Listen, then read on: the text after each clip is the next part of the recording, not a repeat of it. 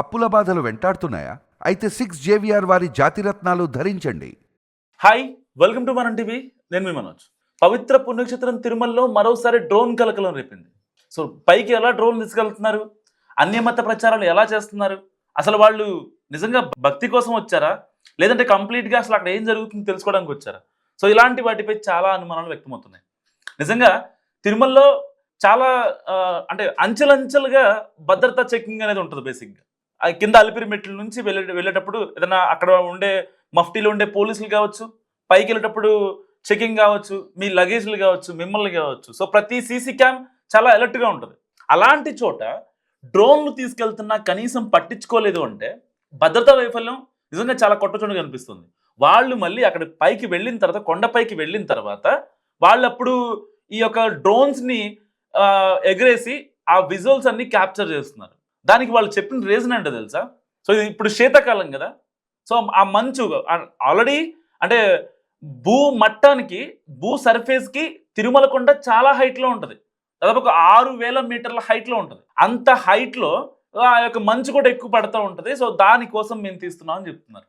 నిజంగా అసలు భద్రతా వైఫల్యం ఏం జరుగుతుందో అర్థం కాని సిచ్యువేషన్. నిజంగా ప్రపంచంలోనే ప్రముఖ హిందూ క్షేత్రమైన తిరుమలలో తరచూ అపచారాలు వెలుగు చూడటం భక్తులకు నిజంగా ఇబ్బందికరంగా మారుతుంది. వైఖానస ఆగమ నియమాల ప్రకారం తిరుమలలో స్వామివారికి సేవలు, పూజలు జరుగుతుంటాయి నిత్యం. ఈ నియమం ప్రకారం తిరుమల క్షేత్రంపై భాగంలో విమానాలు, ఇతర వస్తువులు ఎగరవేయడం పూర్తిగా నిషిద్ధం. సో ఇదే విషయాన్ని టీటీడీ అనేక సార్లు కేంద్ర విమానయాన శాఖ దృష్టికి తీసుకువెళ్ళినా ఫలితం ఉండట్లేదు. ఫ్లైట్ల సంగతి అలా ఉంచితే తిరుమలలో ప్రైవేటు వ్యక్తులు తరచూ డ్రోన్లను ఎగరవేయడం భక్తుల మనోభావాలకు నిజంగా ఇబ్బందికరంగా మారుతుంది. తిరుమల నియమాల కారణంగా విజిలెన్స్ పోలీస్ అధికారులు కూడా డ్రోన్ కెమెరాలతో నిఘా ఉంచరు. సో బ్రహ్మోత్సవాలు లాంటి ఉత్సవాలు, ఊరేగింపులను డ్రోన్ కెమెరాలతో షూట్ చేయరు.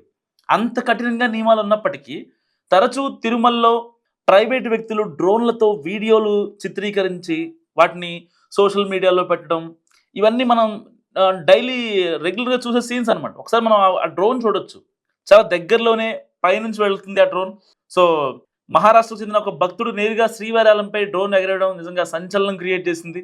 తాజాగా మరోసారి తిరుమల శిలాతోరణం ఫారెస్ట్ ప్రాంతంలో ఉదయం ఇస్కాన్కి చెందిన సులక్షణ్ దాస్, అర్జున్ దాస్ అనే భక్తులు డ్రోన్లతో శిలాతోరణం ప్రాంతాన్ని విజువల్స్ తీయడం కలకలం రేపింది. దీన్ని స్థానికులు గుర్తించి ఫారెస్ట్, టీటీడీ విజిలెన్స్ సిబ్బందికి సమాచారం అందించారు.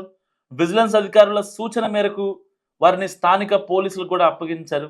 సో ఇప్పటికైనా ఇలాంటి అపచారాలు తిరుమలలో జరగకుండా ఉండాలని నేను మనస్ఫూర్తిగా కోరుకుంటున్నా. సో ఈ డ్రోన్ కలకలం గురించి మీరేమనుకుంటున్నారు? మర్చిపోయి కామెంట్ చేయండి. చూస్తూనే ఉండండి మనం టీవీ.